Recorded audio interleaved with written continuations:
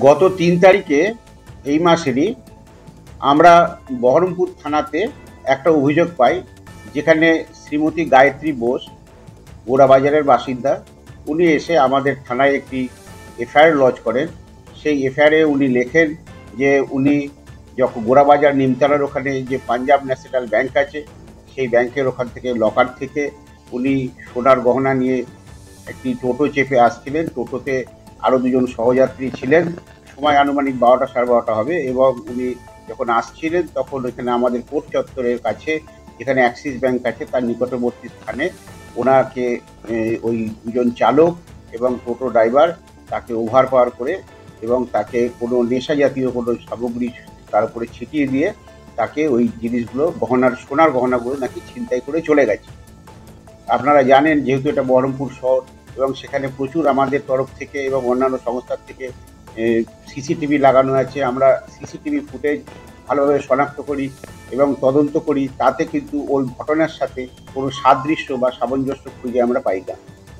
যখন বহু কষ্টে আমরা ওই টোটো ড্রাইভারকে আমরা শনাক্ত করতে পারি, সেই টোটো ড্রাইভারকে আমরা যখন জিজ্ঞাসাবাদ করি তখন জানা যায় যে এই ধরনের কোনো ঘটনাই ঘটেনি।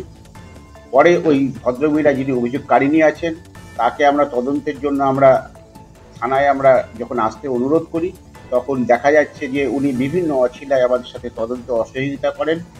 তারপরে আমরা নিজেরাই তার বাড়িতে আমরা যাই এবং আমরা তদন্তে নামি, এবং তারপরে উনি আবার আমাদের বহরমপুর থানায় আসতে বাধ্য হন।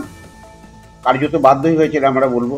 তখন আমরা জিজ্ঞাসাবাদ করার পরে তখন উনি কিন্তু এই জিজ্ঞাসাবাদের মুখে ভেঙে পড়েন এবং ঘটনাটি উনি সত্যতা যেটা স্বীকার করেন। উনি পরিষ্কারভাবে আমার কাছে জানান যে এই পুরো গহনা, যেটার আজকের আনুমানিক মূল্য প্রায় 1 কোটি টাকার কাছাকাছি হবে, সেটা ওনার মায়ের গহনা, এবং ওনার যারা অন্যান্য ভাই যারা আছেন তাদের যাতে ভাগ না দিতে হয় সেই উদ্দেশ্যে সমস্ত গহনা উনি একাই আত্মসাৎ করার উদ্দেশ্যে সেটা একটা মিথ্যা গল্প ফেঁদে পুলিশের কাছে এই ধরনের একটা ছিনতাইয়ের একটা অভিযোগ উনি দায়ের করেছেন। এই ঘটনার আমরা তদন্ত করছি এবং সমস্ত গহনা উদ্ধার করা হয়েছে। পরবর্তী পদক্ষেপ যেটা আইনি পদক্ষেপ হবে সেটা আমরা গ্রহণ করব।